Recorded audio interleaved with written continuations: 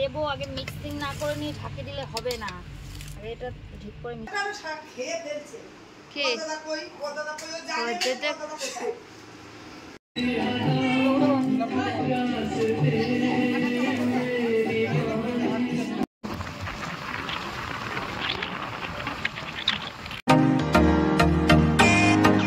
বন্ধুরা, আমি মৈত্রী আর নতুন ব্লগে সকলকে স্বাগত জানাই। এই ভিডিওটা অনেক পুরনো হলেও আমার কাছে কিন্তু খুবই স্পেশাল ছিল। দেখতেই পাচ্ছ 22/3/2025 মানে মার্চের 22 তারিখের ভিডিও। এটা ছিল একটা রক্তদান শিবির, মানে আমার বাবারা নতুন একটা এনজিও খুলেছে আমাদের চাকদা গোয়েঙ্কা মোড়ে, যারা ওখানে মানে চায়ের থেকে সবাই আড্ডা মারতো, এরকমই একটা আড্ডার থেকে হঠাৎই একদিন আলোচনা হয় যে এনজিও খুলবো। তো যেমন কথা সেমন কাজ, সবাই এখানে প্রবীণ, কেউ হয়তো রিটায়ার্ড পার্সন, কেউ হয়তো বিভিন্ন রকম ব্যবসার সাথে যুক্ত, বিভিন্ন রকমের মানুষ এসে সবাই চায়ের থেকে একসাথে হয়। তো তারা একটা কিন্তু এনজিও খুলেছে। তো সেই এনজিওর এইবারকার প্রথম রক্তদান শিবির খুব সফলভাবে এইখানে কিন্তু এটা সম্পন্ন হয়েছে। আমি এবার যদিও ব্লাড ডোনেট করতে পারিনি, কিন্তু নেক্সট এবার ইচ্ছা আছে ডোনেট করব, কারণ ওরা যেহেতু প্রথমবার সেই কারণে 50 জনেরই মানে রক্ত নিতে পারতো, কিন্তু ক্যান্ডিডেট প্রচুর হয়ে গেছিলো, ডোনার প্রচুর হয়ে গেছিলো, কিন্তু অবশেষে আর নিতে পারেনি। এই ছোট্ট একটা সংস্থা, মাত্র 6 মাস হয়েছে সেই সংস্থাটা তৈরি হয়েছে, কিন্তু তার মধ্যে ওরা 4টে কিন্তু অ্যাক্টিভিটি করে ফেলেছে। 2বার কম্বল দান, 1বার মশারি দান, আর এই প্রথম রক্তদান শিবিরটা করলো। তো ছোট থেকে আস্তে আস্তে হয়তো কোনো একদিন বড় হবে, এনাদের চোখে অনেক স্বপ্ন, তাই প্রত্যেকে নিজের কিছু কিছু মাসিক খরচ থেকে বাঁচিয়ে এখানে কিন্তু ডোনেট করে। আর এই যে দেখতে পাচ্ছ এখানকার টোটাল 40 জন সদস্য, এরাই কিন্তু এই সংগঠনটা তৈরি করেছে। মানে এটা কিন্তু নিজেদের মনকে ভালো রাখার জন্য, কোনো স্বার্থ নিয়ে নয়। তো আমিও এটাই মানে অংশগ্রহণ করতে পেরে নিজেকে খুব ধন্য মনে করছিলাম। এখন তারপরে দেখো আমাদেরকে একটু টিফিনও দিয়ে দিয়েছিল। তারিখ সকালটা তো বেশ ভালোই কাটলো এইসবের মাধ্যমে। এরপরে আসি 22 তারিখ রাতের কথায়। তো রাতে ছিল আমার এক বান্ধবীর মানসিক মানে কালী পুজো। তো সেখানে নিমন্ত্রণ ছিল আমার আর আমার হাজব্যান্ডের, তো সবাই মিলে চলে গেছিলাম। তো এই বন্ধু বান্ধবের সাথে অনেকদিন পর দেখা হয়ে বেশ ভালোই লাগছিলো। এই যে মাথায় যা টিপ, যে শাড়ি পরেছে মেয়েটি, ওরই কিন্তু মানসিক পুজোর নাম রিয়া। ও রিসেন্ট পুলিশে চাকরি পেয়েছে। ঠিক আমার বান্ধবী না, ও আমার বান্ধবী কাম বোন আর কি।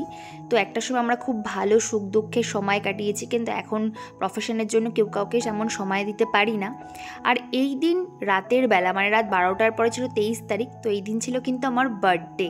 আর এই বার্থডেটা আমার কাছে ভীষণ স্পেশাল, কারণ এই বার্থডেটা আমাকে এবার অর্গানাইজ করেছিল আমার শ্বশুর মশাই।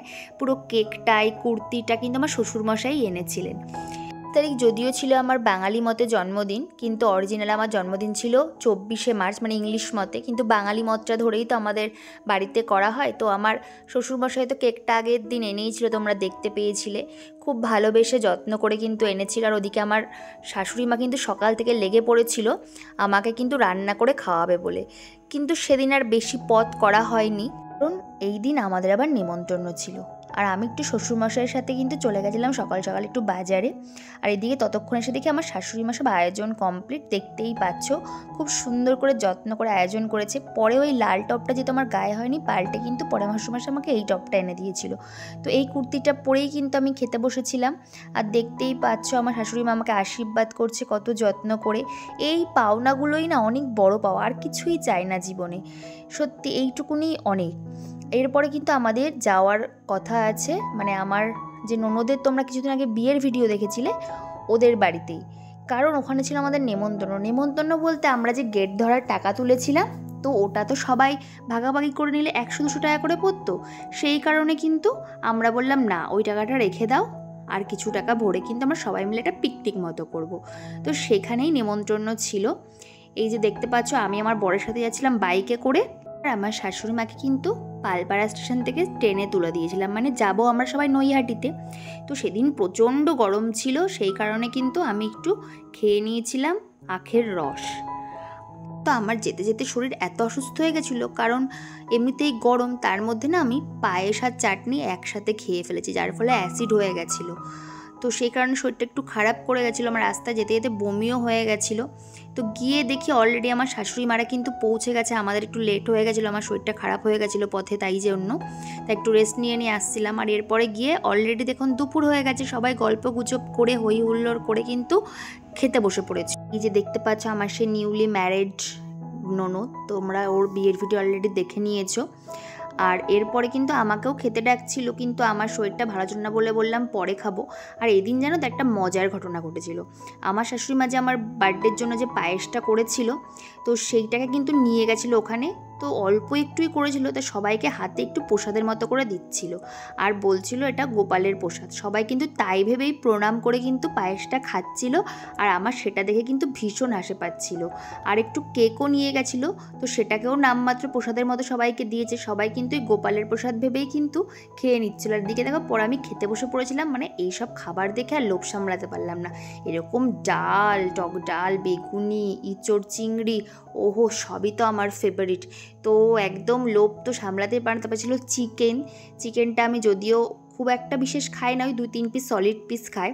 তো যা দিয়ে খাওয়ার তো আমার খাওয়া হয়ে গেছে অলরেডি। তবে চাটনি, পাঁপড়, মিষ্টি সব দিয়ে খেয়ে কিন্তু বেরিয়ে পড়েছিলাম একটু বাইরে, ওদের যেখানে বিয়ের প্যান্ডেল হয়েছিল না, এই মাঠটা দেখেছিলে তো, ওই সব দিকে একটু ঘুরতে ফিরতে বেরিয়ে পড়েছিলাম, কারণ তারপরে তো আবার সন্ধ্যা হয়ে যায়, বাড়ির দিকে আসতে হবে। আর প্রথমে জানো তো আমাদের এই পিকনিকটা করার কথা ছিল, মানে সবাই মিলে পিকনিক বলতে আর কি সবাই মিলে একটু হই হুল্লোড় করবো, গল্প করব। আর আমার শ্বশুরবাড়ির তরফের না সবাই ভীষণ আনন্দ করতে পছন্দ করে, তাই কিন্তু খাওয়া দাওয়া করে সন্ধ্যাবেলা দিয়ে কিন্তু সবাই মিলে গল্পগুজব করছিলাম, মানে ভাই বোন, বৌদিরা, দেওররা সবাই মিলে বসে পড়েছিলাম আড্ডা দেবো বলে। ননদরা আর নন্দে জামাইরাও ছিল। যেটা বলতে বলতে থেমে গেলাম, যে এই পিকনিকটা করার কথা ছিল প্রথমে রাতের বেলা, কিন্তু পরে ডিসিশান হয় দুপুরবেলা। কারণ যারা হয়তো দূরে ফিরবে, মানে আমার শাশুড়ি, তারপরে আমার মানে বড়দা ভাইরা, যারা মানে জ্যাঠা শ্বশুরের মানে ছেলেরা, তারা কিন্তু যেহেতু ট্রেনে করে ফিরবে, তাই জন্য রাতে যদি করা হতো তাহলে কিন্তু অনেকটাই রাত হয়ে যেত ফিরতে ফিরতে। আর পরের দিন যেহেতু সবার কাজ ছিল, কাজ থেকে ছুটি নিতে পারতো না, সেই কারণে পরে ডিসিশান নিয়ে কিন্তু দুপুরে করা হয়। তো এরপরে দেখো আমার শাশুড়ি মারা তো ট্রেনে করে আগেই চলে এসেছিলো, আমরা কিন্তু হই হুল্লোড় করে পরে একটু এসছিলাম। দেখতেই পাচ্ছ সব কাকি, জেঠি, দেওর, ননদ, ভাসুর সবাই মিলে কিন্তু লেগে পড়েছে নাচ করতে। দেখো কি জমজমাটি হয়েছে, মানে পিকনিকটা বুঝতেই পারছো যে কি হয় আমাদের বাড়িতে, মানে কোনো একটা অনুষ্ঠান মানে আর কি উৎসবের মতোই। সত্যি আমি না এই দিক থেকে দুই তরফেই খুব লাকি, মানে শ্বশুরবাড়ির তরফেও সবাই আনন্দ করতে পছন্দ করে, আবার বাপের বাড়ির তরফেও সবাই আনন্দ করতে পছন্দ করে। তাই বাড়িতে একটা কোনো অনুষ্ঠান লাগলে না যেন সেটা উৎসবের মতো। এই কারণেই কিন্তু টাকাটা সেদিন আর কেউ নেয়নি, এই আনন্দগুলোই কিন্তু থেকে যাবে। হয়তো টাকাটা নিয়ে কিন্তু ওর মতো খরচ করে ফেলতো, হয়তো কিছু খেতেও বা, কিন্তু এই যে আনন্দটা এটা তো আর হতো না। সেই কারণে কিন্তু ভীষণ আমরা সেদিন আনন্দ করেছিলাম সবাই মিলে। দেখতেই পাচ্ছ মনে হচ্ছে পুরো পাড়া নেমে এসছে, পুরো পাড়া না কিন্তু, এটা কিন্তু ওদের বাড়ির লোক আর আমরা ছিলাম। কারণ ওর বাড়িতেই কিন্তু ওরা 3 কাকা, মানে ওই আমার যে ননদ ওর কিন্তু মা, আবার ওরা 2 কাকা, মানে সবাই একসাথেই কিন্তু জয়েন্টে থাকে। ছোটো পিসি শাশুড়ির মেয়ের তো বিয়ে হলো নতুন, ওর শ্বশুরবাড়ির লোকরা এবার নতুন অ্যাড হয়েছে। আর আগে তো বড় মেয়ের বিয়ে হয়ে গেছিলো, ওর শ্বশুরবাড়ির লোকেরা ছিল। তো এরপরে কিন্তু আনন্দ উৎসব করে আমাদের ছিল ফেরার পালা। তো আমরা মোটামুটি 7টার মধ্যে বেরিয়ে পড়েছিলাম ওখান থেকে, 7টা 7:30। তো আসার পথে একটু চা না খেলে আর হয় না, তো ওরাও রাতে ডিনার করেও আসতে বলেছিল। আমাদের আর পেটে জায়গা ছিল না দুপুরে অত কিছু খেয়ে আর রাতে ডিনার করার মতো, তো তাড়াতাড়ি তো রাতের খাবার খাওয়ার অভ্যাসও নেই। এরপরে না বাড়ি এসে আমরা একটু 4 চাকা নিয়ে বললাম চলো একটু ঘুরে আসি, মানে ঘোরাটা যেন শেষই হয়নি। তো এরপরে দেখতে পাচ্ছ দুজনে মিলে গাড়ি নিয়ে ঘুরতে বেরিয়ে পড়েছিলাম এইদিক ওদিক, আর রাতের খাবারটাও নিতে হতো। আমার শাশুড়ি মা একটু ভোরবেলার দিকেই ওঠে, তো উনি তাড়াতাড়ি খেয়ে শুয়ে পড়বে দেখে খাবারটা আগে ওনাকে দিয়ে এলাম, তারপর আবার দুজনে একটু ঘুরতে বেরিয়েছিলাম। আর এইদিকে দেখো মনে হচ্ছে চিতাবাঘ দৌড়াচ্ছে, কি জোরে দৌড়াচ্ছিল কুকুরটা যে, আর কুকুর তো জানোই গাড়ি দেখলে ধাওয়া করে। আর এই ভিডিওটা ছিল রাতের বেলায় ডিনারের। তো এখানেই কিন্তু আজকের মতো ভিডিওটা শেষ হয়েছিল। পরের ভিডিওটা ছিল 26শে মার্চের ভিডিও। দেখতেই পাচ্ছ আমার 2 ভাইজি আমাদের বাড়িতে চলে এসছে, কারণ ওদের 31শে মার্চ ছিল অন্নপ্রাশন। ভিডিও তোমরা অলরেডি কিন্তু দেখে নিয়েছো। তো এই দিন একটা আয়োজন ছিল আমাদের বাড়িতে, আয়োজন বলতে ছোটোখাটো আয়োজন, একটু ফ্রায়েড রাইস, চিকেন এইসব একটু হবে। ওই আমার জন্মদিন উপলক্ষে আর কি, জন্মদিন তো করা হয় না, ওই আর কি সবাই মিলে একটু খাওয়া দাওয়া আর কি। তো আমার বৌদিও এসেছিলো, তো বেশ ভালোই লাগছিল সবাই মিলে। আর আমি তো বলেছি আমাদের ছোটোখাটো অনুষ্ঠান হলে কাঠে রান্না হয়, সব আমরা গুছিয়ে গাছিয়ে দিচ্ছিলাম আর মা কিন্তু রান্না বান্না করছিল। রান্না কিন্তু অলরেডি হয়েই গেছে আর আমার ভাগে পড়েছিল ফ্রায়েড রাইস মিক্সিং করার দায়িত্ব। তো আমি আমার সব কাজ করে এই কাজটা করছিলাম, দেখতেই পাচ্ছ। তো মানে আমার শাশুড়িও আসবে আজকে, তারপরে আমার বৌদির বাবা মাকেও বলা হয়েছিল কিন্তু বিভিন্ন কারণবশত আসতে পারেনি। তো আমার শাশুড়ি মা এসেছিলেও কিন্তু সেটার আর ভিডিও নেওয়া হয়নি। কিন্তু ফ্রায়েড রাইস মিক্সিং করার দিকে কমপ্লিট, এরপরে কিন্তু খাবার সার্ভ করে দেওয়া হবে। আর আমার জানো তো কাকার ছোটো ছেলে আমার সাথে ভীষণ ইয়ার্কি মারে জানো না, আর ওরই শত আবদার আমার কাছে। দেব খাসি, খাসি অত খেতে নেই, খাসি খাসি খেলে হয়ে যাবে ফাঁসি।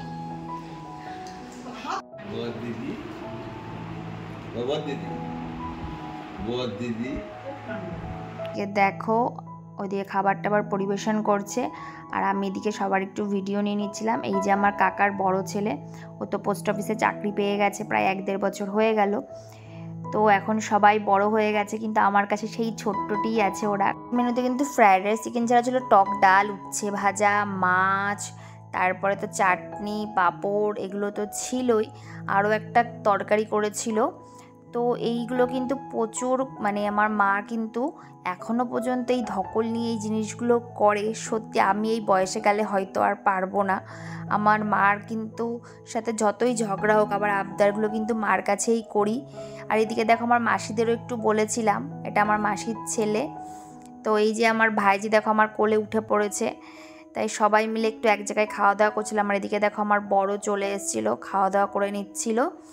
তো সবাই মিলে বেশ একটা ভালোই দিন কাটলো। আর এই যে আমার ভাইজিরা দেখতেই পাচ্ছ কি সুন্দর খেলাধুলো করছে। আর ওদের কিন্তু কয়েকদিন পরেই তো বললাম যে অন্নপ্রাশন ছিল, সেই কারণে কিন্তু ওই দিন রাতেই আমি বাড়ি চলে গেছিলাম। তো ওখান থেকে আবার মানে বাইক নিয়ে আর কি আমরা যাবো একটু কাঁচরাপাড়া। তো আমি একটু ভাইজিদের অন্নপ্রাশনের জন্য শাড়ি কিনবো। তো আমার বর বলেছিল যে জন্মদিনের আর গিফট দেবো না, তো সামনে যেহেতু অন্নপ্রাশন সেই কারণে কিন্তু এখনই গিফটটা একবারে নিয়ে নাও। তো আমি কিন্তু খুব সুন্দর দেখে দুখানা কিন্তু শাড়ি কিনেছিলাম, একটা পরে নিয়েছি অলরেডি, তোমাদেরকে আমি শেয়ার করে দেবো, আর একটা পরা হয়নি, যখন পরবো তোমাদেরকে কিন্তু দেখাবো। আর আমার কেনাকাটা করতে না শাড়ি কিনতে সব থেকে বেস্ট লাগে আগমনী বাসন্তী কাঁচরাপাড়ার। এখানে আমার প্রাইসটা একটু রিজনেবল মনে হয়। এবার দেখো যার যেখানে আর কি কিনে পোষে, আমার এই জায়গাটা বেশ ভালো লাগে।